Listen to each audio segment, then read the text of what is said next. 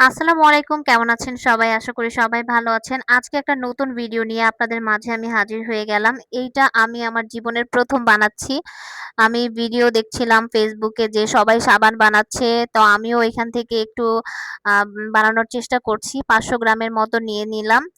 তারপর আমি একটা স্টিলে নিয়ে নিলাম। এরপরে আমি যেটা দিব এখানে তিসি দিব আর চালের গুঁড়া। এটা আমি গুঁড়া করে নিব ব্লেন্ডারে। এরপরে যেই কাজটা করব, এখানে এক এক করে সবকিছু মিশিয়ে নিব। এখানে আমি তিসি দিয়ে নিয়েছি ২ চামচের মতো। এরপর আমি মধু দিব।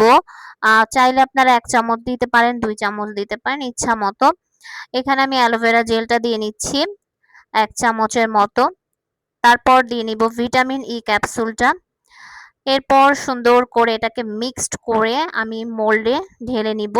এখন আমি ৩ ঘন্টার মতো এটা রেস্টে রেখে দিব। তারপর আমি এই তো ৩ ঘন্টা পর চলে আসলাম। খুব সুন্দর হয়েছে। আমার তো দেখে বিশ্বাসই হচ্ছে না আমি সাবান বানাতে পারবো। আসলে হোমমেড সাবান এত ভালো, আর এটা হচ্ছে গোল্ড মিল্ক, মানে খুবই ভালো। আমার কাছে খুবই ভালো লেগেছে। তো আপনাদের সাথেও শেয়ার করলাম আমার এই ভিডিওটি। যদি ভালো লাগে অবশ্যই কিন্তু লাইক, কমেন্ট, শেয়ার করতে ভুলবেন না। আল্লাহ হাফেজ।